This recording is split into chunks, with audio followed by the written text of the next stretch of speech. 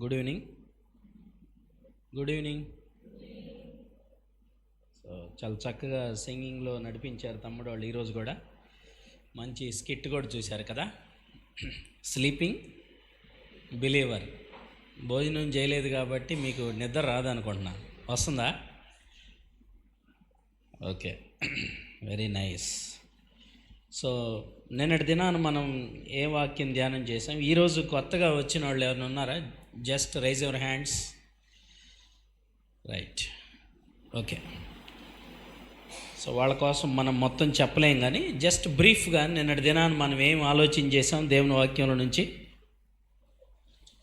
చెప్తారు ఎవరైనా? నిన్న వచ్చిన వాళ్ళు రాత్రి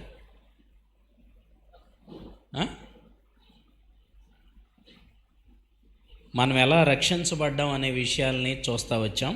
తర్వాత ఎష్యూరెన్స్ ఆఫ్ సాల్వేషన్, ఎలా మనం ఐడెంటిఫై చేయగలం యేసుక్రీస్తు బిడ్డలుగా, మనం ఎలా నీతిమంతులుగా తీర్చిదిద్దబడ్డాం అనే విషయాన్ని పరిశుద్ధాత్మ దేవుడు సాక్ష్యం ఇస్తాడు. తర్వాత మన యాక్షన్స్ని బట్టి, పాపాన్ని మనం ద్వేషించే ఆ స్వభావాన్ని బట్టి, ఆ క్రియలను బట్టి మనకు ఆ భరోసా పరిశుద్ధాత్మ దేవుడు ఇస్తాడు అనే విషయాన్ని ఆలోచిస్తూ వచ్చాం. తర్వాత కాలింగ్ గురించి చూసాం కదా. కాలింగ్, యేసుక్రీస్తు ప్రభువారు ఎందుకు మనల్ని పిలిచాడు అనేది మార్క్స్ వార్త 3వ అధ్యాయం 13, 14, 15 వచనాల్లో ఉన్న 14వ వచనంలో పర్పస్ ఆఫ్ కాలింగ్ గురించి 3 మాటలు మనం చూసి రాత్రి డివోషన్ని క్లోజ్ చేసాం. ఏంటది? 1, ఆయనతో ఉండటానికి. 2, ఆయన పవర్ ద్వారా ఆయన పరిచర్య, అంటే ఆయన ఇచ్చే గిఫ్ట్స్ కదా. ఆయన తలుచుకుంటే ఏదైనా ఇవ్వగలడు.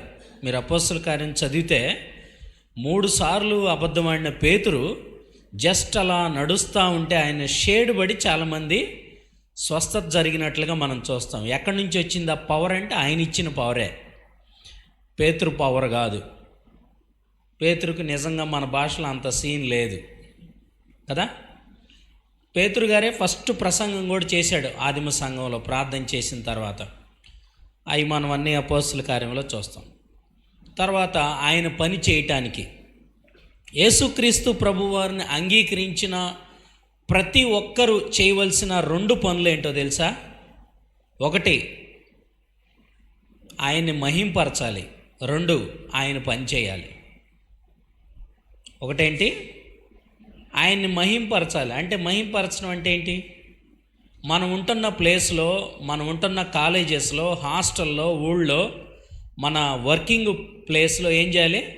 దేవునికి సాక్షిగా జీవించాలి. అదంత సులువేం కాదు. నువ్వు రక్షించబడినంత సింపుల్ ఏం కాదు ఆయన్ని వెంబడించడం అనే విషయాన్ని కూడా చూసాం. అందుకే రక్షణ ఉచితం, కానీ శిష్యత్వం ఖరీదు, కొంత వెల చెల్లించాలి. చాలా రూల్స్ అండ్ రెగ్యులేషన్స్ ఉన్నాయి అని కూడా చెప్పాం ఒక కోర్స్ కంప్లీట్ చేయటానికి. అలాగని డిసైపుల్షిప్ అనేది యేసుక్రీస్తు ప్రభు వారిని వెంబడించడం అనేది ఈ క్యాంపుతో అయిపోదు. ఒక పాస్టర్ అవగానే అయిపోదు, ఒక ప్రీచర్ అవగానే, టీచర్ అవగానే అయిపోదు. అప్ టు లాస్ట్ బ్రీత్, నేను నా తుది శ్వాస వరకు నా గురువు యేసుక్రీస్తు ప్రభు, నేను ఆయన శిష్యున్నే. చాలాసార్లు మనం డిసైపుల్షిప్ గురించి సెక్యులర్ వరల్డ్లో ఆలోచిస్తూ ఉన్నప్పుడు కొన్ని సంవత్సరాల తర్వాత శిష్యులు గురువులు అయిపోతారు. బట్ యేసుక్రీస్తు దగ్గర అలా కాదు. ఎప్పటికీ మన గురువు యేసుక్రీస్తు ప్రభువారే, ఎప్పటికీ మనం ఆయన శిష్యులమే. ఈ లోకంలో మరి మనందరికి తెలుసు, మహాత్మా గాంధీ గారి దగ్గరికి ఒక ఫ్రెండ్ వచ్చి ఇలా అడిగాడంట. ఏమనంటే, మీరు యేసుక్రీస్తు ప్రభు వారిని చాలా ప్రశంసిస్తున్నారు కదా, మీరు కూడా యేసుక్రీస్తు ప్రభు వారిని అంగీకరించి ఆయన్ని ఫాలో అవ్వచ్చు కదా. అంటే ఆయన చేపట్టిన ఉప్పు సత్యాగ్రహం కూడా ఆ నవధన్యతల్లో నుంచి ఆయన ఫాలో అయ్యాడని మన వాళ్ళు చెప్తూ ఉంటారు.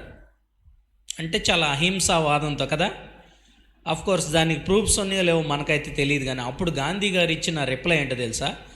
నేను ఎక్కడైనా క్రైస్తవుల్లో నిజ శిష్యుణ్ణి కనుగొంటే మీరు చెప్పిన విషయం గురించి ఆలోచిస్తానన్నాడంట. అంటే మనకు అర్థమయ్యే భాషలో నేను ఇంగ్లీష్లో దాన్ని ఎలా చెప్తా ఉన్నా. I love Christianity but I hate Christian. I love Christianity but I hate Christian. అంటే ఆయన లైఫ్లో ఆయన చూసినటువంటి విశ్వాసులు అనబడే వ్యక్తుల్లో యేసుక్రీస్తుని మేము ఫాలో అవుతున్నాం అని చెప్పుకునే వ్యక్తుల్లో గాంధీ గారికి మనకంటే ఎక్కువసార్లే బైబిల్ చదివి ఉంటాడు. చాలామంది అన్యులు యేసుక్రీస్తుని ఎరగని వారు బైబిల్ని చాలాసార్లు చదివారు. మనకు అది చాలా చులకనైంది. మనం చాలాసార్లు ఈ తప్పిపోయిన కుమారుడి కథే కదా, దీని మీద మనం ఎన్నిసార్లు చెప్పలేదు. ఒకవేళ తప్పిపోయిన కుమారుడి కథ చెప్పటం అయిపోతే బైబిల్ని ఎన్ని సంవత్సరాలు దాన్ని నువ్వు చెప్పాల్సిన అవసరం లేదు, వినాల్సిన అవసరం లేదు. దేవుని వాక్యం చాలాసార్లు మన జీవితాలని చాలా షైన్ చేస్తుంది. నేను నిన్న చెప్పాను కదా, మనం అవకాశం ఇస్తేనే. మనం అవకాశం ఇవ్వకుండా మన జీవితంలో దేవుడు కానీ దెయ్యం కానీ పనిచేయరు అనే విషయాన్ని మనం నిన్న చూస్తూ వచ్చాం. తర్వాత ఒక 2 వచనాలు చదువుతాం. హెబ్రీయులకు రాసిన పత్రిక 3:1 చదవండి. ఇది ఎలాంటి పిలుపో నేను ముందుకెళ్తా ఈరోజు పాఠంలోకి. హెబ్రీయులకు రాసిన పత్రిక 3:1 ఇది ఎలాంటి పిలుపు అంట? ఎలాంటి పిలుపు? It is a heavenly call. మీరందరూ ఇన్ని సంఘాల్లో దాదాపు అన్న చదువుతున్నాడు 54 సంఘాలని, చాలామంది పాస్టర్స్, వీళ్ళందరిలో చాలా ప్రత్యేకంగా ఈ 3 రోజులు మీరు ఇక్కడికి రావటంలో దేవుని ప్లాన్ ఉంది. ఎందుకో తెలుసా? మీరు మీ సంఘాల్లో, సమాజంలో, కాలేజీలో, వర్కింగ్ ప్లేస్లో, మీ ఊర్లో, మీ పల్లెలో మీరు యేసుక్రీస్తు నిజ శిష్యులని మీరు నిరూపించవలసిన అవసరం ఉంది. అటువంటి శక్తిని, అవకాశాన్ని దేవుడు మనకి ఇస్తాడు. అయితే దానికి సీక్రెట్ ఏంటంటే దేవుని వాక్యానికి ఒబిడియన్స్ చూపించాలి. ఆ పిలుపును అర్థం చేసుకోవాలి. ఎలాంటి పిలుపు అంటే ఇది? It is a heavenly call. క్యాంపుకు పిలిచిన వాళ్ళు పిలుపు వేరు, బట్ దేవుని పిలుపు వేరు. 2 తిమోతి 1:10 కూడా చదవండి. ఈరోజు టాపిక్లోకి వెళ్దాం. 2 తిమోతి 1:10.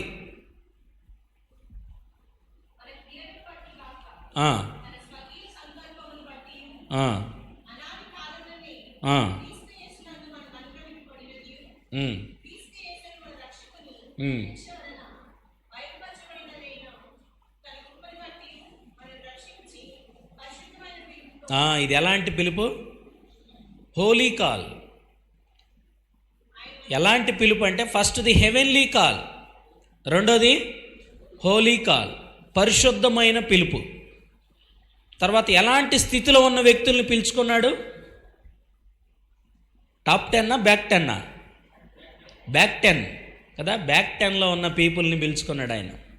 టాలెంట్ లేని వ్యక్తులను పిలుచుకున్నాడు కదా. బలం లేని వ్యక్తులను పిలుచుకున్నాడు. ఎలాంటి స్థితిలో ఉన్న వ్యక్తులను పిలుచుకున్నాడు? నిస్సహాయ స్థితిలో ఉన్న వ్యక్తులను పిలుచుకున్నాడని చూసాం. హోప్లెస్ కండిషన్లో ఉన్న వ్యక్తులను పిలుచుకున్నాడు. అవమానం, సిగ్గు, నింద భరించే వ్యక్తులను పిలుచుకున్నాడు.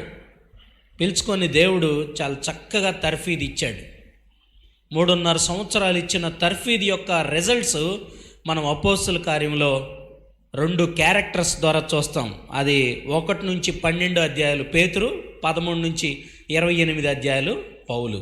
రిజల్ట్స్, ఆ తర్ఫీదు యొక్క రిజల్ట్స్ అక్కడ మనం చూస్తాం. వాళ్ళు చేసిన పరిచర్యను చూస్తాం. రైట్. ఈరోజు మనం చూసే అంశం ఏంటంటే characteristics of disciple, cost of disciple. ఈ 2 టాపిక్స్, మనకు టైం లేదు కాబట్టి నేను త్వరగా ఈ 2 టాపిక్స్ని మీకు కవర్ చేస్తాను.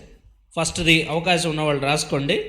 Characteristics of disciple plus cost of discipleship. ముందు క్యారెక్టరిస్టిక్స్ ఆఫ్ డిసైపుల్ గురించి కొంతసేపు ఆలోచించేద్దాం. క్యారెక్టరిస్టిక్స్ అంటే తెలుగులో అర్థం ఏంటి? లక్షణాలు. శిష్యుడు ఎలాంటి లక్షణాలు కలిగి ఉండాలని గురువు కోరుకుంటారు చెప్పండి? నేను నిన్న మా గైడ్ గురించి చెప్పాను మీకు. ఆయన కూడా బాపట్ల ఈజీఎఫ్ గ్రాడ్యుయేట్ ప్రసాదరావు గారని చెప్పా. ఎలా కోరుకుంటాడు ఆయన? ఆయనలాగా మాట్లాడాలని, ఆయనలాగా నా థీసిస్లో సెంటెన్స్ రాయాలని, కదా. ఆయనలాగా రిహార్సల్లో నేను వైవా చెప్పాలని, ఆయనలాగా స్పీడ్గా ముందుకెళ్ళాలని, ఒకవేళ ఆయన స్లో అయితే నాకులాగా స్లోగా ఉండాలని ఆయన కోరుకుంటాడా లేదా? ఒకవేళ అలా నేను బిహేవ్ చేయకపోతే ఆయన ఏం చేస్తాడు? మీకు తెలుసా, మీలో ఎంతమంది రీసెర్చ్ చేశారో, కొన్ని సంవత్సరాలైనా సరే డిగ్రీలు అవ్వో. ఎందుకో తెలుసా? ఆయన సాటిస్ఫై అవ్వడం గురువు గారు. కాబట్టి ఎన్నో పిహెచ్డీలు, ముఖ్యంగా క్రైస్తవులైనటువంటి వ్యక్తులు రీసెర్చ్ చేసేవాళ్ళు మరుగున పడిపోయిన సందర్భాలు ఉన్నాయి.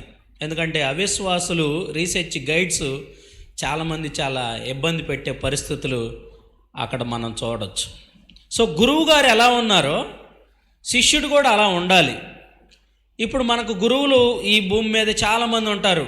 మనం అనుసరించే వ్యక్తులు, మనం అనుసరించే మన సీనియర్స్, మనం అనుసరించే మన పాస్టర్స్, లేకపోతే మనం అనుసరించే అక్కలు అన్నలు చాలామంది ఉన్నారు.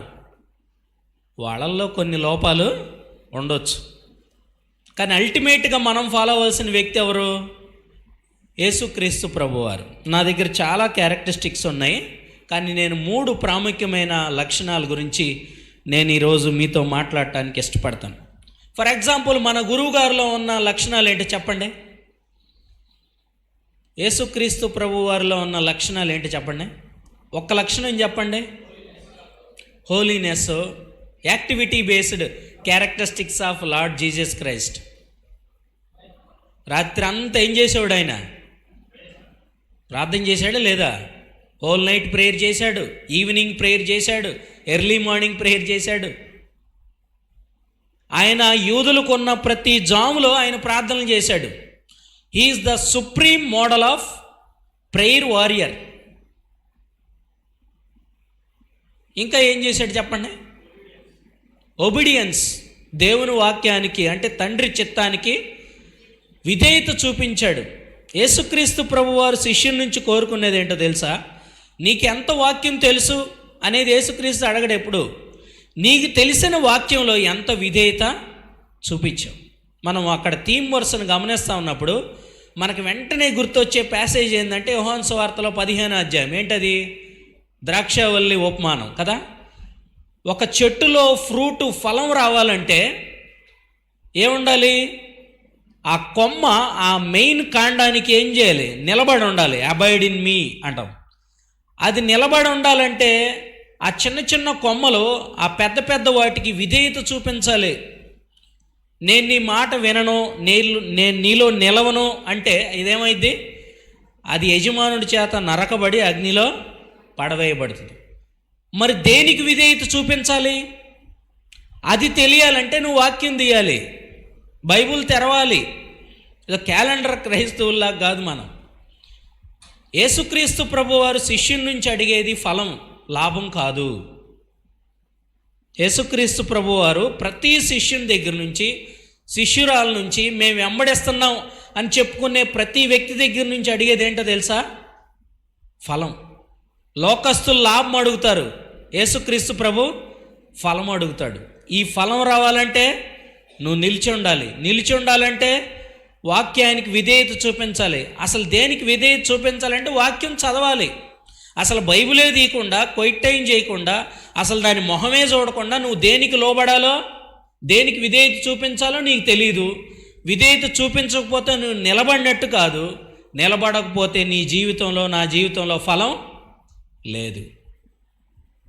అందుకే చాలా స్ట్రిక్ట్గా చాలాసార్లు యేసయ్య ఫలం లేని చెట్లు చూసి ఏమన్నాడు? మనం కూడా చాలాసార్లు ఏమనుకుంటాం? ఆరాధనకు వస్తున్నాం, బాప్తీసం తీసుకున్నాం, బల్ల తీసుకుంటున్నాం, ఇంకా ఫలించేది ఏంది? ఇవన్నీ అలవాటు అయిపోయినాయి. ఒకవేళ అలాంటి ఫలం దినదినం యేసుక్రీస్తు ప్రభువారు ఆశించిన ఫ్రూటు మన లైఫ్లో లేకపోతే మన డెస్టినీ చాలా భయంకరంగా ఉంటుంది. మనం ఆరంభం చాలాసార్లు బాగుంటుంది. యేసుక్రీస్తు నమ్ముకున్న తొలి దినాల్లో, లేకపోతే క్యాంపుల టైంలో, అన్నోళ్ళు అక్కోళ్ళు ఉన్న టైంలో, లేకపోతే సహవాస సభ్యులు ఉన్న టైంలో చాలా ఉల్లాసంగా ఉంటాం. అదే ఉత్సాహం, ఉల్లాసం అరణ్యంలో కూడా అలానే ఉండాలి. అందుకే ఒక వ్యక్తి అన్నాడు, ఒక వ్యక్తి వ్యక్తిగతంగా ఒంటరిగా ఉన్నప్పుడు ఉన్న క్యారెక్టరే తన నిజమైన క్యారెక్టర్. చూసారా, గాంధీ గారి ఎంత అంటే ఆయన చెప్పింది చాలా నిజం. I love Christianity but I hate Christian. ఎందుకో తెలుసా? మన గురువు అయిన యేసుక్రీస్తు ప్రభువును మనం అనుసరించట్లేదు చాలా విషయాల్లో. ఈ రోజుల్లో చాలామంది క్రీస్తును గూర్చి నేర్చుకుంటున్నారు, కానీ క్రీస్తుని నేర్చుకోవట్లా. అపోస్తలుడైన పౌలు ఎఫెసీయులకు రాసిన పత్రిక 4వ అధ్యాయం 20వ వచనంలో ఆయన ఈ మాట అంటాడు. ఒకసారి చదవండి. క్రీస్తును గూర్చి నేర్చుకోవటం వేరు, క్రీస్తుని నేర్చుకోవటం వేరు. అయితే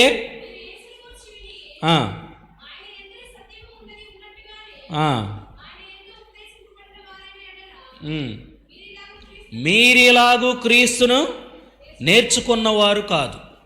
క్రీస్తుని నేర్చుకోవటం వేరు, క్రీస్తు గూర్చి నేర్చుకోవటం వేరు. మనకంటే out of Christians, out of church members, unbelievers యేసుక్రీస్తు ప్రభు గురించి ఎక్కువ తెలుసుకుంటున్నారు.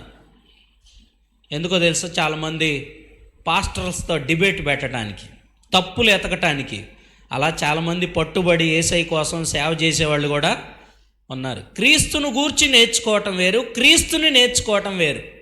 క్రీస్తును గూర్చి నేర్చుకునే వాళ్ళు అదే అనేక రకాల సామాజిక మాధ్యమాల ద్వారా జ్ఞానాన్ని పెంపొందించుకుంటారు, కానీ మన గురువైన యేసుక్రీస్తుతో అన్యోన్య సహవాసం ఉండదు, శిష్యరికం కోసం పరితాపం ఉండదు, పరిశుద్ధ జీవితం జీవించాలనే తపన క్రీస్తును గూర్చి నేర్చుకునే వాళ్ళలో ఉండదు.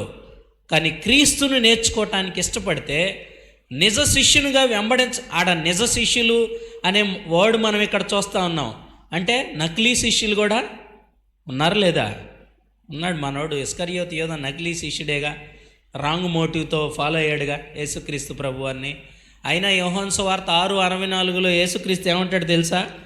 అసలు ఈయన ఎలాంటోడో నాకు ఫస్ట్ నుంచి తెలుసు. అయినా సరే 3.5 సంవత్సరాలు ఏం చేశాడు? ఆయనకు అవకాశం ఇచ్చాడు. రైట్. యేసుక్రీస్తు శిష్యులమైన మనము క్రీస్తుని నేర్చుకునేవారుగా ఉంటూ ఆయన సారూప్యంలోకి మార్చబట్టానికి నిజమైన శిష్యులుగా వెంబడించడానికి మన గురువు గారి 3 లక్షణాల్లో మొట్టమొదటిది సాత్వికము. రాసుకోండి. మొట్టమొదటిది సాత్వికం. అంటే ఇంగ్లీష్లో ఏమంటాం? మీక్నెస్ అంటాం. Meekness, not weakness, MEAK, meekness. రెండోది దీన మనస్సు, హ్యూమిలిటీ. ఇంకొక వర్డు లవ్లీనెస్, LOVE కాదు, LOWLINESS, లవ్లీనెస్, దీనత్వం. ఫస్ట్ది సాత్వికం, రెండోది దీన మనస్సు, మూడోది పరిశుద్ధ జీవితం, హోలీనెస్ ఆర్ హోలీ లైఫ్. ఈ 3 క్యారెక్టర్స్ చూసి కొద్ది నిమిషాలు కాస్ట్ కూడా చూసి మనం క్లోజ్ చేద్దాం. మొట్టమొదటి లక్షణం ఏంటి? సాత్వికం, మీక్నెస్. వారెన్ వర్స్బీ అనే దైవజనుడు ఈ సాత్వికం గురించి ఏమన్నాడు తెలుసా? Meekness is not weakness but under control అన్నాడు. ఏమన్నాడు? Meekness is not weakness but under control. అంటే ఏం తెలుగులో అర్థం? సాత్వికం అంటే బలహీనత కాదు, బలాన్ని అదుపులో ఉంచుకోవటం. యేసుక్రీస్తుని నమ్మకముందు మనం పెద్ద రౌడీలు అంటే కత్తి తీసుకొని అవసరంలా, మన మాటలు చాలు. అమ్మో ఆమె నోరులో నోరేయకూడదు, అస్సలు ఆడిని కదిలీయకూడదు అంటారు. యేసుక్రీస్తుని నమ్ముకున్న తర్వాత క్యాంపు నుంచి ఇంటికి వెళ్ళిన తర్వాత కూడా అలా అనకూడదు. యేసుక్రీస్తు ప్రభు వారికి చేతగా కాదు సిలువ కార్యానికి వెళ్ళింది. ఆయనకి చాలా పవర్ ఉంది. మాటతో సృష్టిని చేసిన దేవుడు చేతగాని వ్యక్తిగా కదా, మన భాషలో చెప్పాలంటే ప్రేమకి పవిత్రతకి చిహ్నంగా ఉన్న ముద్దుని ఇస్కరియోతు యోధ ఏం చేశాడు? ద్రోహానికి వాడాడు, గురుద్రోహిగా మిగిలిపోయాడు. అప్పుడు కూడా యేసుక్రీస్తు సైలెంట్గా, ఎందుకంటే తండ్రి చిత్తం అది. 100కి 100% తండ్రి చిత్తాన్ని భూమి మీద నెరవేర్చిన దైవ మానవుడు ఎవరంటే యేసుక్రీస్తు ప్రభు. ఆయన చాలా సాత్వికుడయ్యాడు. అందుకే మత్తయి సువార్త 11:29 ఉంది కదా, నేను సాత్వికుడును దీన మనస్సు కలిగిన వాడిని, కాబట్టి నా దగ్గరికి వచ్చి నేర్చుకోండి. పేతురు సాత్వికాన్ని కోల్పోయి మల్కుస్ అనే భటుని యొక్క చెవి తెగనరికాడు కదా. మోషే కూడా భూమి మీద మిక్కిలి సాత్వికుడు, కానీ మాట్లాడమంటే 2 సార్లు బండను కొట్టి ఆయన కూడా ఫెయిల్ అయ్యాడు. అందుకే కానానికి చేరుకోలేకపోయాడు. అంత పెద్ద లీడరు. మరి మనం పరలోకం చేరుకోవటం సులభమేనా?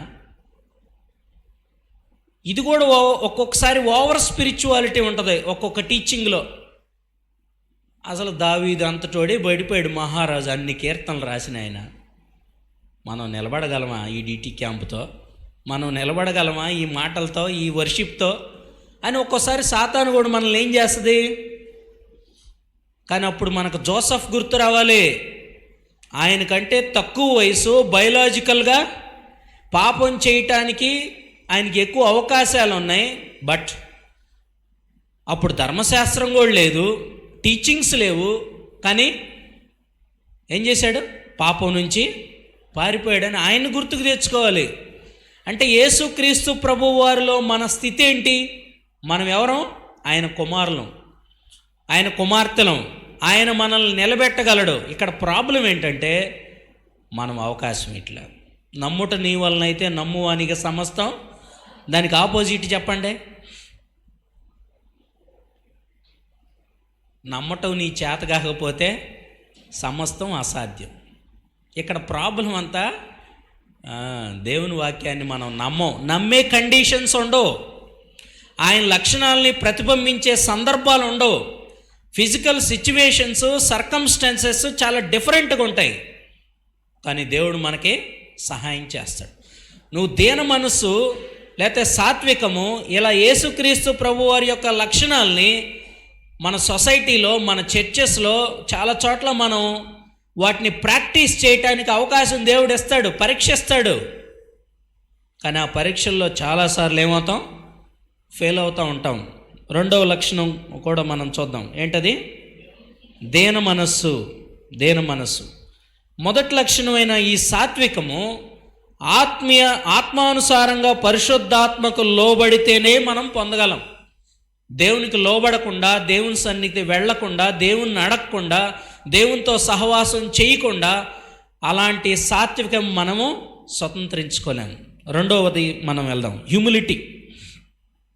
మన ప్రభు అయిన యేసుక్రీస్తు మన గురువు గారు సాత్వికుడే కాదు, దీన మనస్సు కలిగిన వ్యక్తి కూడా. దీన మనస్సు అంటే సింపుల్గా ఏంటి?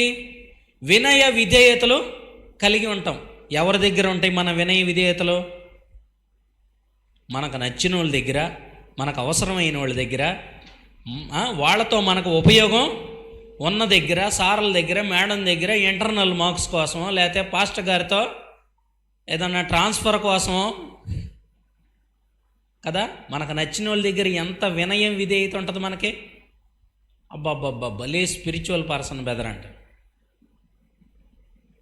మళ్ళీ అవుట్ ఆఫ్ కాంటెస్ట్ అక్కడి నుంచి వేరే వ్యక్తి దగ్గరికి వెళ్తే అసలు నిజ స్వరూపం బయటికి వెళ్తుంది.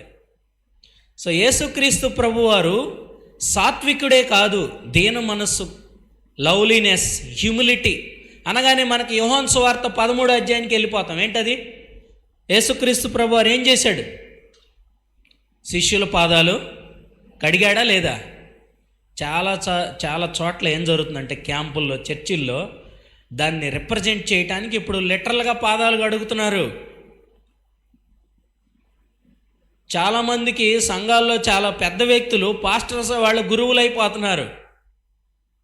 చాలామందికి భజన చేస్తున్నారు. ఇంకా కొద్దిగా మాసులో చెప్పాలంటే వాక్యం లేదు, క్వైట్ టైం లేదు, దేవుడు ఆ రోజు ఏం చెప్పాడో తెలియదు.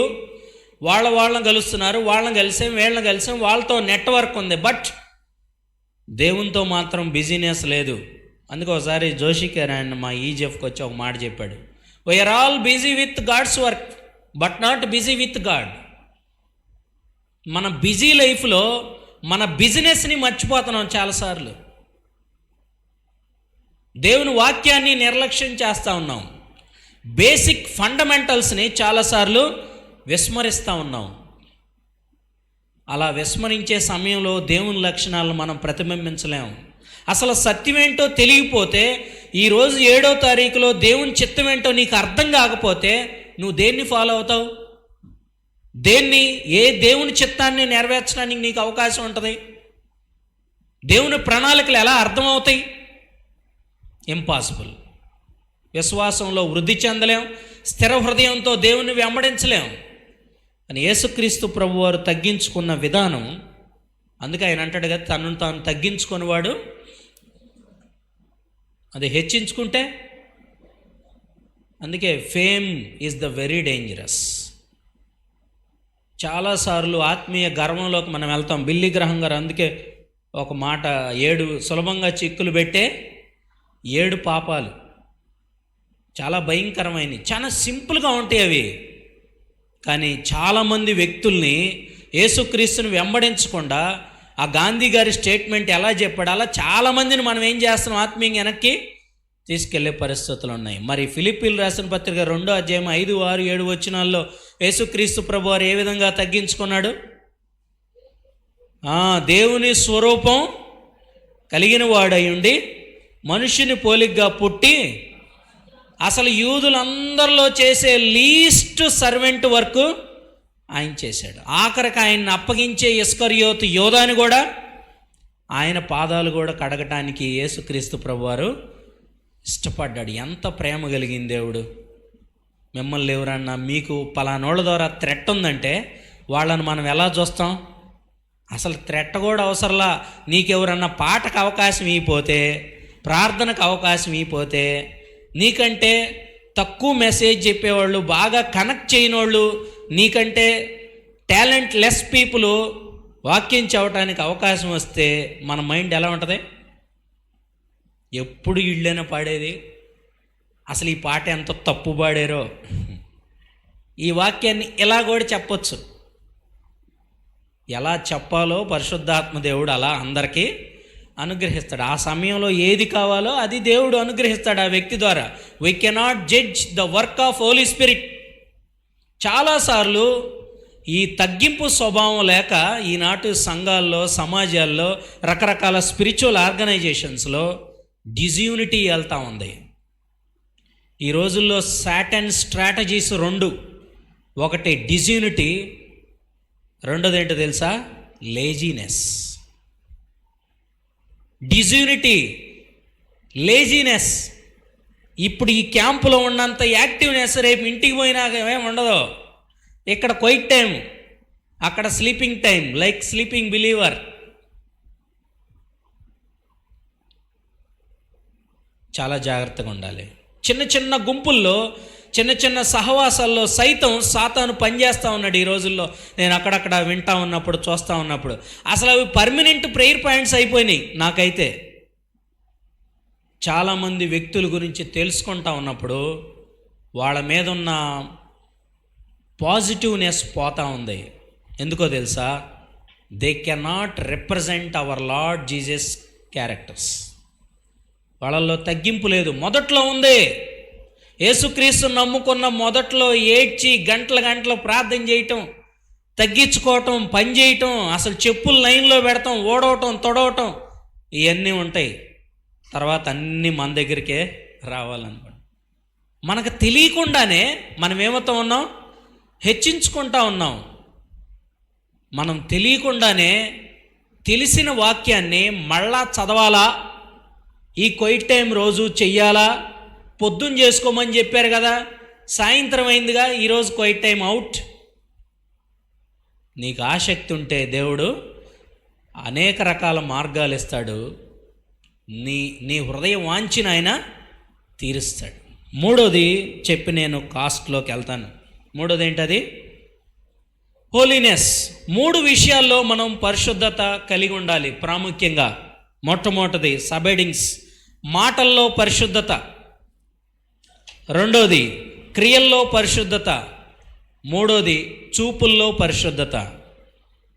క్యారెక్టరిస్టిక్స్ ఆఫ్ డిసైపుల్లో 2 క్యారెక్టర్స్ చెప్పాను. ఏంటది? ఫస్ట్ది సాత్వికము, రెండోది దీన మనస్సు, మూడోది పరిశుద్ధ జీవితం, హోలీ లైఫ్. ఏ ఏరియాస్లో విశ్వాసులంగా యేసుక్రీస్తు ప్రభు వారిని వెంబడించే నిజ శిష్యులంగా వాక్యాన్ని అనుసరిస్తున్నాం, క్రైస్తవులం, విశ్వాసులం అని చెప్పుకుంటున్న వ్యక్తులు ఏ ఏరియాస్లో పరిశుద్ధ జీవితాన్ని కలిగి ఉండాలంటే ఫస్ట్ది ఏంటి? మాటలు చాలా జాగ్రత్తగా ఉండాలి. బావ మరదళ్ళ సరసాలు, అలాంటి సరసోక్తులు మన నోట్లో నుంచి రాకూడదు. అందరితో పాటు కలిసి బ్రో మచ్చ అంటే నువ్వు కూడా అంతే, మట్టిలో పోతారు ఇక అంతే. ఆ లాంగ్వేజ్లు బైబిల్లో లేవు. ఆ ట్రెండ్ను ఫాలో అవటానికి నీకు ఆస్కారం లేదు.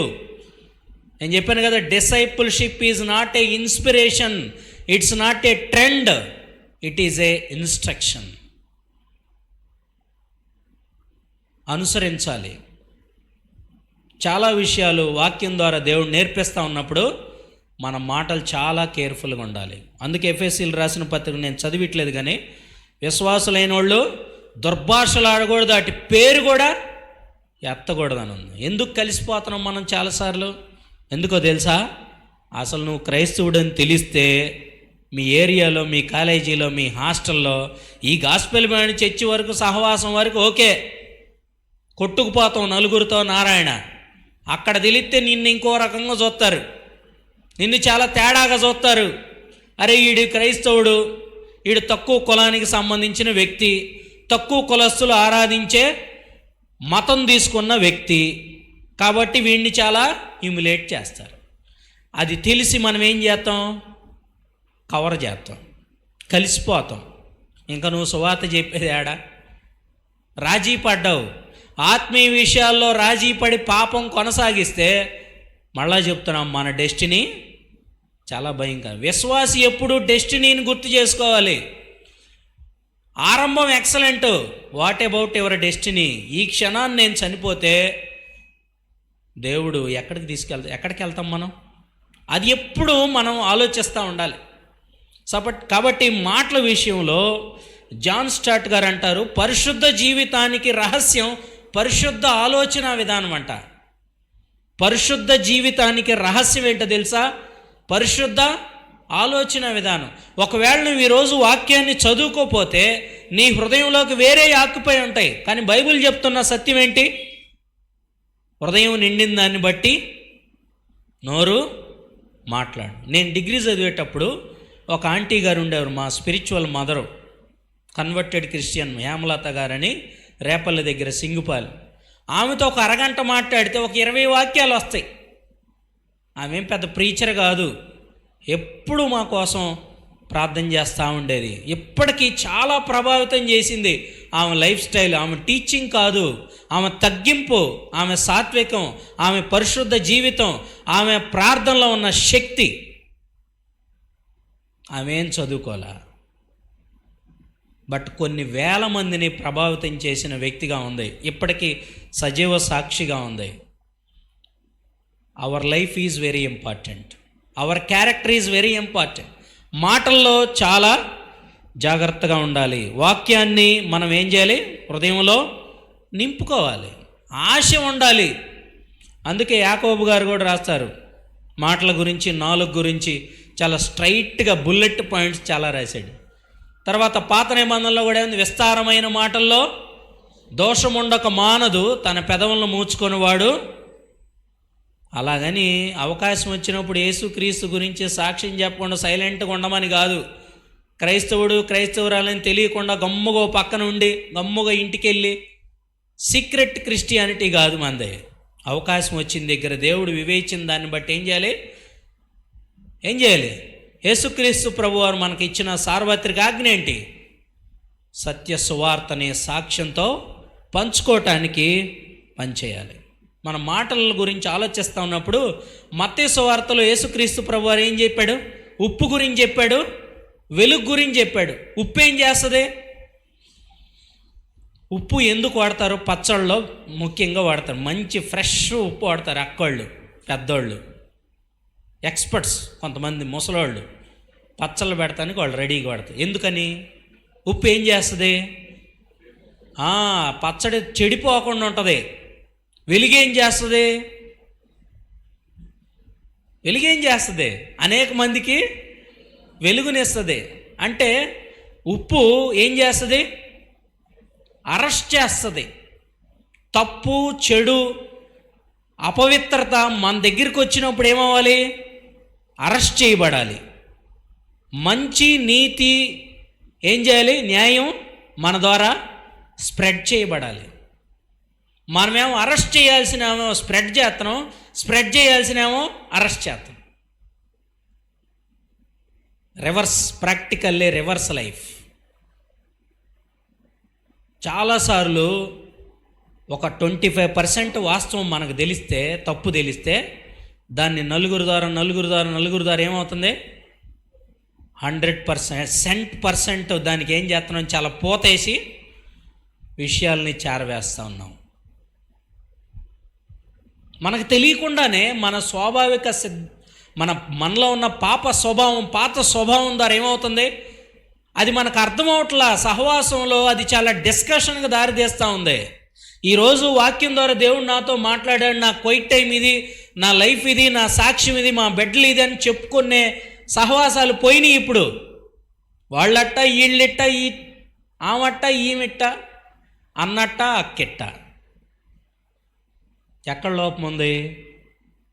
మనం యేసయ్యతో గడిపే టైము చాలా లీస్ట్ అయిపోతూ ఉంది, నామినల్ అయిపోతుంది, మెకానికల్ అయిపోతూ ఉంది. మనం ప్రాక్టీస్ చేయడానికి ఇష్టపడతల్లా. There is a danger. We can transformed into a duplicate disciple. మనం అబద్ధాలు ఆడితే ట్రూ డిసైపులం అవ్వం, నకిలీ శిష్యులం అయిపోతాం. జాగ్రత్త.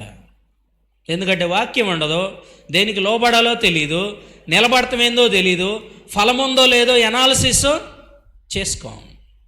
ఆబ్వియస్గా మనం భయంకరమైన స్థితిలోకి వెళ్ళే అవకాశం ఉంది. కాబట్టి ఏటిని అరెస్ట్ చేస్తున్నాం, ఏటిని స్ప్రెడ్ చేస్తున్నాం అనేది ఒకసారి ఆలోచించాలి. నెక్స్ట్, క్రియల్లో పరిశుద్ధత. చూసారా? మత్తయి సువార్త 5:16 ఏముంటుంది? మనుషులు మీ సత్క్రియలను చూసి, కదా, యాక్షన్స్ వెరీ ఇంపార్టెంట్. రక్షించబడటం యాక్షను, జీవించటం మినిస్ట్రీ రియాక్షను. ఎలా రెస్పాండ్ అవుతున్నాం దేవుడిచ్చిన బ్లెస్డ్ సాల్వేషన్కి? ఎలాంటి పరిశుద్ధ జీవితాన్ని కొనసాగించడానికి ఇష్టపడుతున్నాం? మనం పాపం నుంచి యూటర్న్ తీసుకోవాలి, దానిలో నిలబడి ఉండకూడదు. అమ్మాయి ఎదురు రావటం పాపం కాదు, అబ్బాయి ఎదురు రావటం పాపం కాదు, తదేకంగా చూడటం, ఇష్టపడటం ఉందే, దాన్నే బైబిల్ ఘోరమైన పాపం అంటా ఉంది. చాలామంది ఈ రోజుల్లో ఇంటర్నెట్ సెక్స్ చేస్తూ ఉన్నారు. చూడటమే కాదు, ఇంటర్నెట్ సెక్స్ కొత్త టెర్మినాలజీ.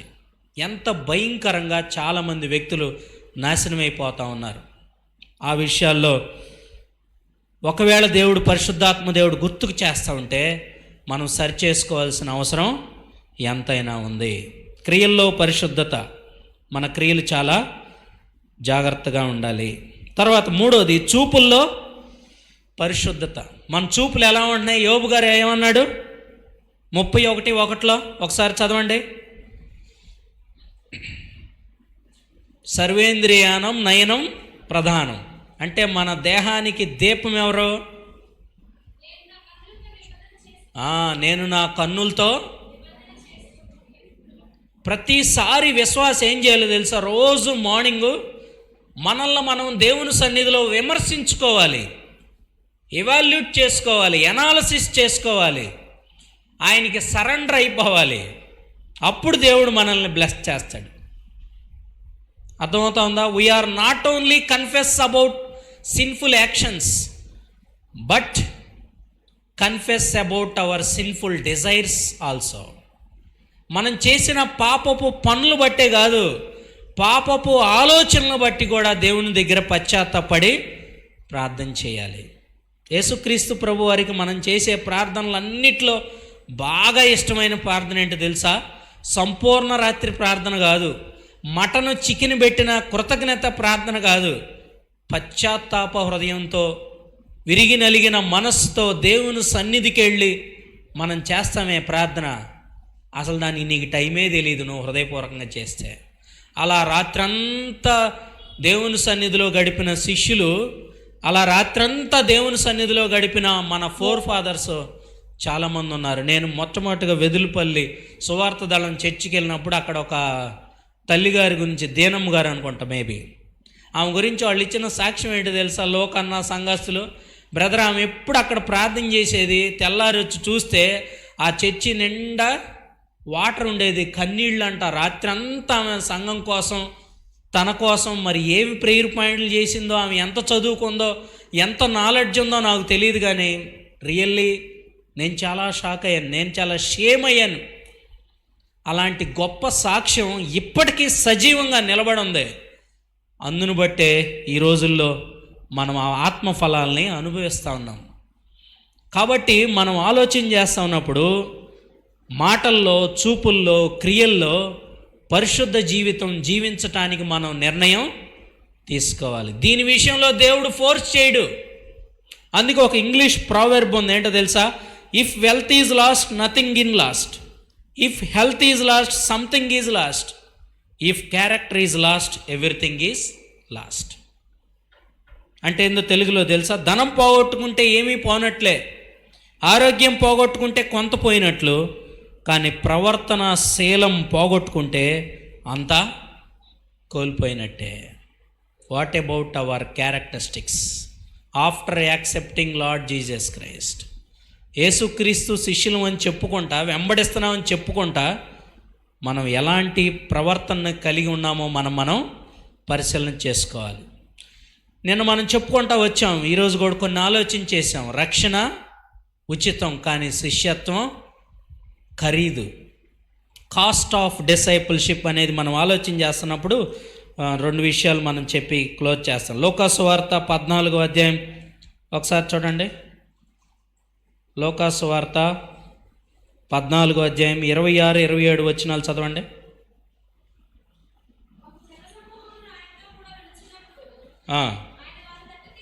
ఆయన వారి తట్టు తిరిగి, ఎవడైనను నా యొద్దకు వచ్చి తన తండ్రిని, తల్లిని, భార్యను, పిల్లలను, అన్నదమ్ములను, అక్క చెల్లెండ్రను, తన ప్రాణమును సహా ద్వేషింపకుంటే వాడు నా శిష్యుడు కానేరడు. 27 కూడా.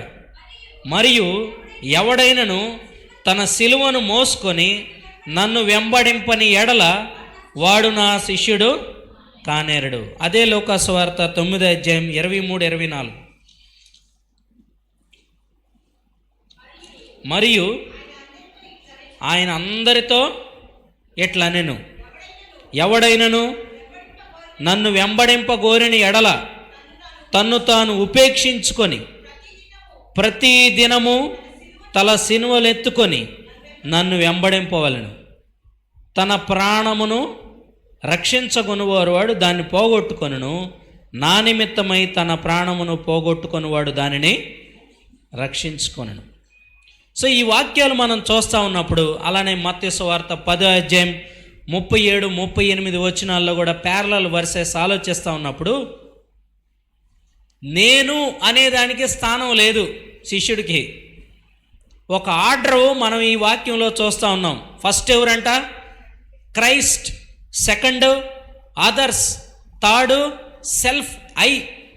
బట్ ప్రాక్టికల్గా మన విశ్వాస జీవితంలో రివర్స్ ఆర్డరు.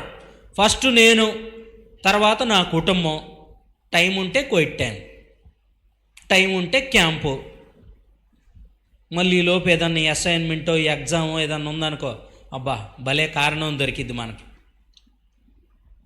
ఫస్ట్ ప్లేస్ ఎవరికి ఇవ్వాలి? మనం యేసుక్రీస్తు ప్రభు వారికి ఇవ్వాలి. తర్వాత అదర్స్కి ఇవ్వాలంట. తర్వాత సెల్ఫ్. మత్తయి సువార్త 10వ అధ్యాయం 37, 38 వచనాలు. మనం చదువుకున్న లూకాసు వార్తలో అటు పిల్లలకి తల్లిదండ్రులను వదిలిపెట్టాలని చెబుతున్నాడు, తల్లిదండ్రులకి పిల్లల్ని వదిలిపెట్టాలని చెబుతున్నాడు. అంటే ఇక్కడ 3 ఇంపార్టెంట్ వర్డ్స్ నేను చెప్పి క్లోజ్ చేస్తాను. వెల చెల్లించే విషయంలో 3 ప్రాముఖ్యమైన విషయాలు చెప్పి క్లోజ్ చేస్తాను. ఒకటేంటో తెలుసా? Deny your self. ఫస్ట్ది ఏంటి? Deny your self. అసలు ఎందుకు వెల చెల్లించాలి అనేది మనం ఆలోచన చేస్తా ఉన్నప్పుడు రెండో పాయింట్లో దానికి రీజన్ కూడా నేను చూపిస్తాను. ఫస్ట్ డినై యువర్ సెల్ఫ్ అంటే తెలుగులో నిన్ను నీవు ఉపేక్షించుకోవాలి. రెండోది ప్రతి దినం ఏం చేయాలి? సిలువుని ఎత్తుకోవాలి. ఒకరోజు కాదు, 365 రోజులు, 24/7 ప్రతి దినము. పాట కూడా ఉంది కదా, ప్రతి దినము తన సిలువుని ఎత్తుకొని, bearing the cross. Not wearing the cross. సిలువను ధరించేవాడు కాదు క్రైస్తవుడు, నిజ శిష్యుడు. సిలువను భరించేవాడు. కంఫర్టబుల్ జోన్ ఉండదు. చాలా ఇరుకు మార్గం పరలోకం వెళ్ళడం అనేది. అంత కంఫర్ట్గా ఉంది. అసలు యేసుక్రీస్తుని నమ్ముకున్నాక నేను చాలా ఫ్రీగా ఉన్నాను. అసలు ఈ క్యాంపు తర్వాత నాకు శ్రమలే లేవు, శోధనలే లేవు, అంత ఫ్రీ అయిపోయానంటే అదంతా నకిలీ శిష్యుడే వాడు. అలాగని మనం కొని తెచ్చుకునే ఉంటాయి ఇబ్బందులు, అనవసరంగా టంగ్ స్లిప్ అయ్యో మన పాత బిహేవియరల్ ఫంక్షన్స్ని బట్టో అలా కూడా మనం ఉండటానికి వీల్లేదు. దేవుడిచ్చే జ్ఞానం, దేవుడిచ్చే వివేచనతో మన జీవితాన్ని మనం లీడ్ చేయాల్సిన అవసరం ఉంది. మూడోది ఏంటంటే, మనం ఆలోచిస్తూ ఉన్నప్పుడు hate your own life. Hate your own life అంటే నీ ప్రాణాన్ని సహా ద్వేషించాలి. యేసుక్రీస్తుని వెంబడించే అందరితో అన్నాడు, కొంతమందితో కాదు. ఎవరైతే ఆయన్ని వెంబడించడానికి రకరకాల గ్రూపులు ముందుకు వచ్చినాయి, వాళ్ళందరితో యేసుక్రీస్తు చెప్పిన మాట ఏంటంటే, మీరు నన్ను వెంబడించాలంటే మొట్టమొదట ఏం చేయాలి? నిన్ను నీవు ఉపేక్షించుకోవటం అంటే ఏంది? అంటే డినై చేయటం అంటే ఏంది అర్థం? విసర్జించటం, డైవర్స్ మన భాషలో చెప్పాలంటే. పరిత్యజించటం అంటే మన స్వీయ చిత్తానికి సిలువేయటం. నేను కాదు, యేసుక్రీస్తు ప్రభువారు. ప్రతి విషయంలో ఏ లెవెల్లోనైనా సరే మనం దాన్ని ఏం చేయాలి? నిన్ను నీవు ఉపేక్షించుకొని. అంటే క్రైస్తవ్యంలో, శిష్యరికంలో నా ఇష్టం లేదు. దేవుడు ఎలా చెప్తే అలా ఫాలో అవ్వాలి. గురువుగారు ఎలా బిహేవ్ చేస్తే, ఈ విషయంలో యేసుక్రీస్తు ప్రభువారు ఎలా రెస్పాండ్ అయ్యాడు, నేను ఎలా అవుతున్నాను. ఒకవేళ నేను అలా అవ్వకపోతే నేను వాక్య ప్రకారం జీవిస్తున్నట్టు కాదు. There is a lot of chance to do sin. వాక్యానికి విరుద్ధంగా బ్రతకటానికి పుష్కలంగా అవకాశాలు ఉన్నాయి. గురువుగారి అడుగుజాడల్లో నడవకుండా డిసిప్లిన్డ్ స్పిరిచువల్ లైఫ్ లేకుండా ఉండటానికి పుష్కలంగా అవకాశాలు ఉన్నాయి. వాటి విషయంలో మనం పడిపోయి పాపం చేస్తే మనం నిజ శిష్యులం కాదు. మనల్ని మనం విమర్శించుకోవాలి. మనల్ని మనం ఏం చేయాలి? దినదినం మన సిలువను మోయాలి. తన సిలువను ప్రతిదినం అని ఉంటుంది అక్కడ. మొట్టమొదటి ఆలోచిస్తూ ఉన్నప్పుడు ఉపేక్షించటం, పరిత్యజించటం, సొంత ప్రయత్నం, సొంత మహిమ, స్వీయ చిత్తానికి మనం అలాంటి విషయాలకి మనం తావివ్వకూడదు. అందుకే 1 పేతురు 1:14 ఏముంటుంది? ఒకసారి చదవండి స్పీడ్గా. 1 పేతురు 1:14.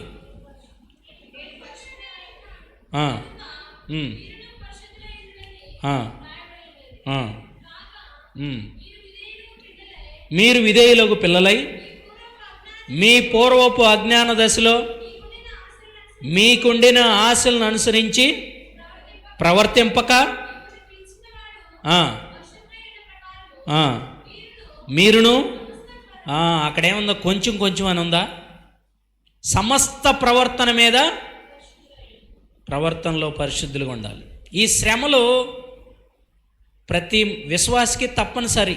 అందుకే ఆర్ఆర్కే మూర్తి గారు ఈ శ్రమలను ఏమన్నాడు తెలుసా? ఇవి పరిశ్రమలు లాంటివి అన్నాడు. ఈ పరిశ్రమల్లోనే చాలా పాటలు, ప్రసంగాలు వస్తాయంట. రామన్ చెబుతున్నాడు 80 పాటలు రాశాడంట. అవి కంఫర్ట్ జోన్లో ఉండి రాసిన పాటలు కాదు, అవి చాలా తక్కువ నాకు తెలిసి. తర్వాత ఇంకొక ఆయన ఏమన్నాడంటే, ఈ శ్రమలు అల్లిన వస్త్రంలో దారాలు లాంటివి అంట. ఇక విశ్వాస దాన్ని తప్పించుకునే అవకాశం నాకేమి లేవు అని మనం అనటానికి వీల్లేదు. యేసుక్రీస్తు ప్రభు వారు కూడా వెంబడించే వాళ్ళని మీరు నా దగ్గరికి రండి, చాలా ప్రశాంతంగా గడపవచ్చు అనేం భరోసా ఇవ్వలా, చాలా కష్టం అన్నాడు. మనల్ని మనం ఉపేక్షించుకోవటానికి, పాపం నుంచి దూరంగా వస్తూ పవిత్ర జీవితం జీవించడానికి మనం నిర్ణయం తీసుకోవాలి. రెండోది ఏంటి? ప్రతి దినము తన సిలువను ఎత్తుకోవాలి. ప్రతి దినము, ఒకరోజు కాదు. నిందలు, సిలువ దేనికి సింబలో? క్రిస్టియానిటీకి సింబల్ కాదు, చర్చి మీదే సింబల్ కాదు సిలువ. ప్రతిదినం సిలువనెత్తు. నిందలు, శ్రమలు, అవమానాలు. మత్తయి సువార్త 5:13 ఏముంటుంది? నిన్ను ఒకసారి చదవండి, మత్తయి సువార్త 5:13 ఏముంటుంది? ఎవరన్నా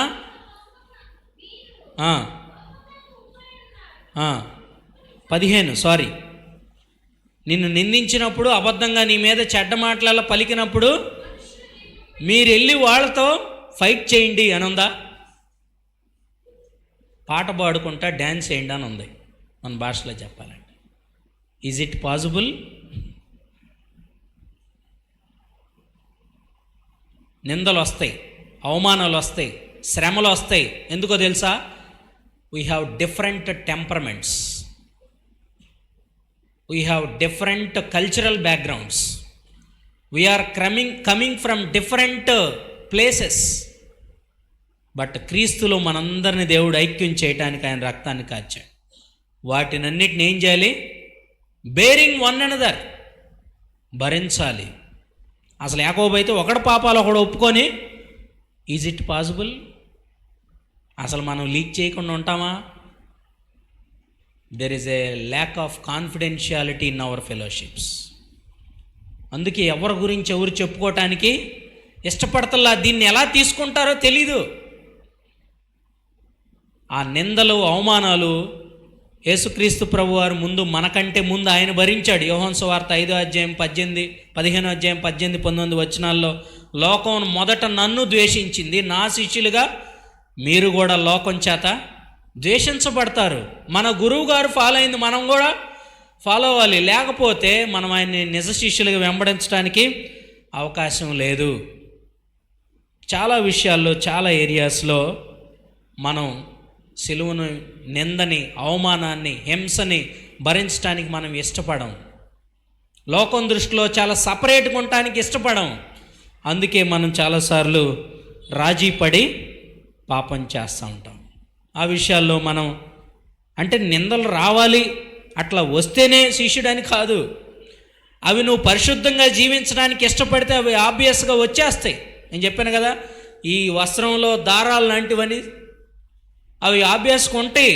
వాటిని దేవుని సహాయంతో మనం ఏం చేయాలి?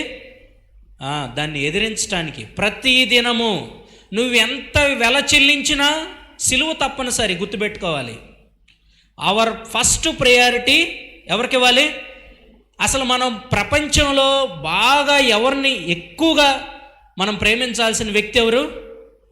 యేసుక్రీస్తు ప్రభువారు. అప్పుడు ఆ నిందలు, శ్రమల్లో నుంచి, ఆ కష్టాల్లో నుంచి, ఆ పరీక్షల్లో నుంచి ఎలా రావాలో కూడా దేవుడు ఏం చేస్తాడు? గైడ్ చేస్తాడు. మనం అవకాశం ఇస్తే, మనం దేవుణ్ణి ఆశ్రయిస్తే. అలాంటి కేస్ స్టడీస్ నా దగ్గర చాలా ఉన్నాయి, కానీ అవి మీకు చెప్పడానికి టైం లేదు. కాబట్టి ఒక రిచ్ యంగ్ మ్యాన్ కూడా వచ్చాడు యేసుక్రీస్తు దగ్గరికి. వచ్చేమన్నాడు? నిత్య జీవం పొందాలంటే ఏం చేయాలి? Right question, right person, but wrong decisions. చాలాసార్లు మన జీవితాల్లో రాంగ్ డెసిషన్స్ చేస్తాం, కాబట్టి మన జీవితంలో ఫలం ఉండదు. ఆ కాన్సిక్వెన్సెస్ చూస్తున్నప్పుడు ఈ సిచ్యువేషన్స్ని బట్టి, ఇప్పుడు నేను ఉంటున్న ఆ సొసైటీని బట్టి ఇలా జరుగుతుంది అనుకుంటున్నాం, కానీ మనం ఆ దేవుడు కాన్షియస్ని చాలాసార్లు మిస్ అయిపోతూ ఉన్నాం. మూడోది, హేట్ యువర్ ఓన్ లైఫ్. నీ ప్రాణాన్ని సహా ద్వేషించాలి. యేసుక్రీస్తుని వెంబడించటానికి ఒకవేళ నీ పేరెంట్సే అడ్డమైతే, నాకు తెలిసిన చెల్లి రేపల్లో గ్రాడ్యుయేట్ సంపూర్ణ అని ఉంది, అదర్ ఫెయిత్ నుంచి యేసుక్రీస్తుని నమ్ముకుంది. తన మ్యారేజ్ విషయంలో వాళ్ళ ఇంట్లో వాళ్ళు ఒక ముస్లిం ఆయన చేత పూజలు చేయించడం, దారాలు కట్టేయటం, తాయిత్తులు కట్టేయటం, రూములో వేసి బంధించడం అవి చేశారు. కానీ తను స్టాండ్ తీసుకుంది. తను చాలా చక్కగా దేవుని కోసం నిలబడింది. ఒకరోజు ఆ పేరెంట్స్ వెళ్ళి ఆ ముస్లిం ఆయన తాయితులు గట్టి ఆయన దగ్గరికి వెళ్ళి ఇలా చెప్పారంట, అయ్యా ఆమె బాప్తీసం తీసుకుందంటే ఆయన భయపడిపోయి రూమ్లో నుంచి అమ్మాయిని వదిలేసేయండి, బాప్తీసం తీసుకున్న వాళ్ళు చాలా పవర్ఫుల్ అన్నాడంట. అంటే ఆయనకి తెలిసింది సత్యం. చాలాసార్లు మన జీవితాల్లో పరిశుద్ధ జీవితం జీవించేటప్పుడు వచ్చే పరీక్షల్లో వెయిటింగ్ చెయ్యం. Waiting is not wasting. Abraham 25 సంవత్సరాలు వెయిట్ చేయలా పిల్లల కోసం? తీరా మళ్ళీ వెయిట్ చేస్తే వెంటనే పరీక్ష అయింది, నీకు ప్రాణంగా ప్రేమించేవాడిని బలీయమన్నాడు. కానీ అబ్రహాము చాలా నమ్మకంగా జీవించాడు కాబట్టే ప్రపంచంలో ఉన్న విశ్వాసులందరికీ తండ్రి అయ్యాడు. కాబట్టి మన జీవితాల్లో యేసుక్రీస్తుని వెంబడిస్తూ ఉన్నప్పుడు నీ ప్రాణాన్ని, ధనాన్ని, అందాన్ని, ఆస్తుల్ని ప్రేమిస్తే కుదరదు. ఒకవేళ యేసుక్రీస్తుని అంటే అవి ఉండటం తప్పు కాదు. ఒకవేళ దేవుడు ఆశీర్వదించడం మొదలు పెడితే, ఇవ్వటం మొదలు పెడితే ప్రపంచంలో ఎవడో ఆపలేడు. అవసరమైతే ఆయన ఇస్తాడు. బట్ దేనికి మనం ప్రయారిటీ ఇస్తున్నాం అనేది మనం చాలా జాగ్రత్తగా ఆలోచించవలసిన విషయం. పాప విషయమై చనిపోవాలి. మన గల్తీలు రాసిన పత్రిక 5వ అధ్యాయంలో పాప అక్కడ మనకి ఉంటాయి కదా, ఆత్మఫలం, శరీర కార్యాలు ఉంటాయి. శరీర కార్యాలు 15 ఉంటాయి, ఆత్మఫలం అని ఉంటుంది 9 ఉంటాయి. ఏ ఎక్కువ ఉన్నాయి? పుష్కలంగా ఉంటాయి. పాపం చేయటానికి అవకాశాలు ఉంటాయి. నువ్వు క్యాంపు నుంచి వెళ్ళగానే రెడీగా ఉంటుంది నీకు నింద, శ్రమ, టెస్ట్. వాటిలో ఏం చేయాలి? నువ్వు కాంప్రమైజ్ అవ్వాలా? అవ్వకూడదని ఎక్కడ అంటాం, అక్కడ అయిపోతాం. ఎంత బలహీనమో మనం. అందుకే మన జీవితాల్లో ఉపవాస ప్రార్థన ఉండాలి. వారంలో 27 రోజులు, 7 3 21 సార్లు. ఇప్పుడు 21 కాదు, ఎక్కువేది అంటున్నాం మనం.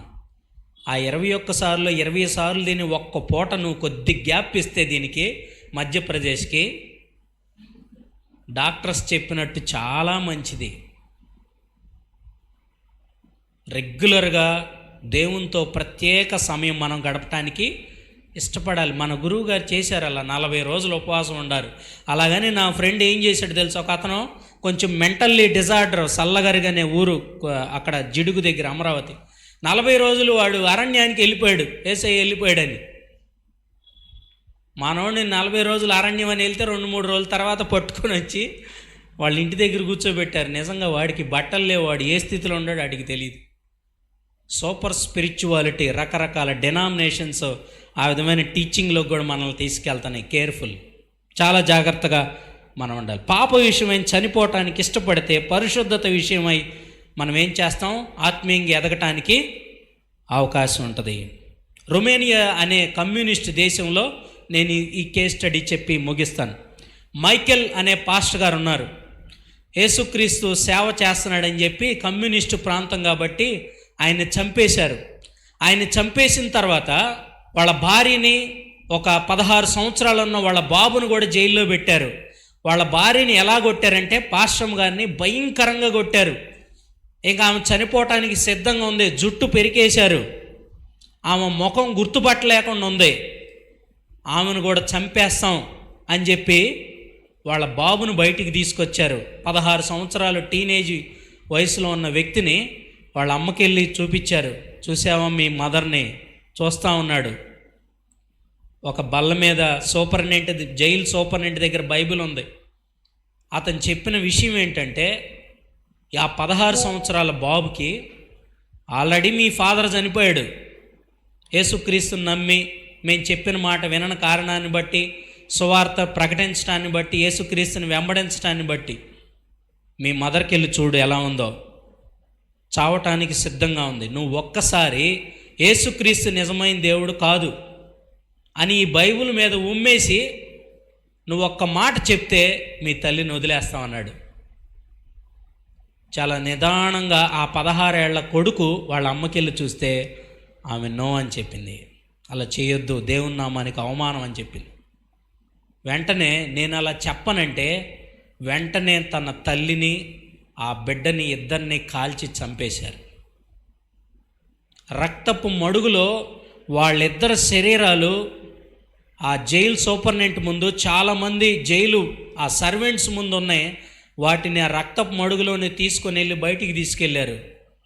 తీసుకెళ్ళిన తర్వాత ఈ జైలు సూపరింటెండెంట్ ఆలోచిస్తున్నాడు, అసలు ఈ బుక్ కోసం, ఈ 66 పుస్తకాల బుక్, ఇది ప్రపంచంలో ఇది ఒక పుస్తకం, ఈ పుస్తకం కోసం వీళ్ళు చచ్చిపోతున్నారేంటి పిచ్చోళ్ళ,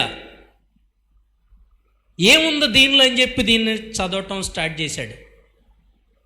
2 గంటల వ్యవధిలో ఆ జైలు సూపరింటెండెంట్ యేసుక్రీస్తు ప్రభు వారిని సొంత రక్షకునిగా అంగీకరించాడు. అదే మనకి యోహాను సువార్తలో ఉంటుంది కదా, గోధుమ గింజ భూమిలో పడి చావకపోతే దానికి ఫలం లేదు. చాలా విషయాల్లో, శరీర విషయాల్లో మనం చచ్చిపోతే ఆత్మీయంగా ఫలిస్తాం. యేసుక్రీస్తు కోసం నిలబడి సిలువని, నిందని, అవమానాన్ని తన ప్రాణము సహా ద్వేషించకపోతే వాడు నాకు నిజమైన శిష్యుడు. ఆ తల్లి తండ్రి ఆ 16 సంవత్సరాల ఆ బిడ్డకి నేర్పిన విషయాలు ఎంత పవిత్రమైన విషయాలు, ఎంత కమిటెడ్ లైఫ్ చూడండి. జనరల్గా 16 సంవత్సరాలు ఎలా జీవిస్తాం? నిందని, అవమానాన్ని ఫోన్ తీసుకుంటాం. తన ప్రాణము సహా ద్వేషించకపోతే వాడు చూడండి నాకు నిజమైన శిష్యుడు చెప్పిన కారణాన్ని, ఆ తల్లి తండ్రి ఆ 16 సంవత్సరాల బిడ్డ కూడా ఆ బిడ్డకి నేర్పిన విషయాలు ఎంత పవిత్రమైన విషయాలు కూడా అంగీకరించింది. ఎందుకో తెలుసా? దేవుని నామానికి అవమానం. మేము నకిలీ శిష్యులం అవ్వకూడదు. ఆయనే నిజదేవుడు, ఆయనే మీకు కూడా రక్షణ అనుగ్రహించగలడు అనే సత్యాన్ని తను టీచ్ చేయలా. తన బిహేవియరల్ ఫంక్షన్లో కమిట్ చేసుకొని ఉన్న కారణాన్ని బట్టి 2 గంటల వ్యవధిలోనే ఆ జైలు అధికారి బైబిల్ చదివి యేసుక్రీస్తు ప్రభువారిని సొంత రక్షణగా అంగీకరించాడు. నిందని, శ్రమని, అవమానాన్ని మనం భరించడానికి ఇష్టపడితే, ప్రతి దినము భరించడానికి ఇష్టపడితే, ప్రతిదినం మనల్ని మనం ఉపేక్షించుకోవటానికి ఇష్టపడితే, మన ప్రాణము సహా యేసుక్రీస్తు ప్రభువాన్ని వెంబడించటానికి మన ప్రాణము సహా మనం ద్వేషించకపోతే నిజమైన శిష్యులము కాదు. ఈ లోకంలో మనం చాలాసార్లు అందం కోసం దేవుని ప్రార్థిస్తాం, ఉద్యోగం కోసం ప్రార్థిస్తాం, ఆరోగ్యం కోసం ప్రార్థిస్తాం, రకరకాల అవసరాల కోసం ప్రార్థిస్తాం. కానీ సిలువను మోసే జీవితం ఇవ్వమని ఎప్పుడు మనం ప్రార్థన చేయం. అవన్నీ ఉండేది ఇక్కడే, మనం అడిగే అన్నీ ఉండేది ఇక్కడే. అవేవి కూడా మనతో రావు. అవన్నీ అడిగి సిలువను మోసే జీవితం నాకు ఇవ్వు, నేను నిజ శిష్యునిగా నేను వెంబడించడానికి ఇష్టపడుతున్నానని కమిట్ చేసుకోకపోతే, కొంత వెల చెల్లించి యేసుక్రీస్తుని వెంబడించడానికి ఇష్టపడకపోతే మనం పరలోకం వెళ్ళమేమో. ఒకవేళ వెళ్ళినా ఉత్త చేతులతో దేవుని సన్నిధిలో నిలబడతావేమో. అందరు దయచేసి తల వంచినట్లయితే ప్రార్థన చేసుకుందాం. 3 ప్రాముఖ్యమైన విషయాలు కాస్ట్ ఆఫ్ డిసైపుల్షిప్లో మనం చూస్తూ వచ్చాం. Deny your self, bearing the cross, hate your own life. ఎన్నిసార్లు మనల్ని మనం పునఃపరిశీలన చేసుకుంటూ ఉపేక్షించుకోవటానికి ఇష్టపడుతున్నాం. నింద, శ్రమ, అవమానం రాగానే అది నిజమైన శిష్యుడు భరించాల్సిందని వాటిని భరించటానికి ఇష్టపడతా ఉన్నామా?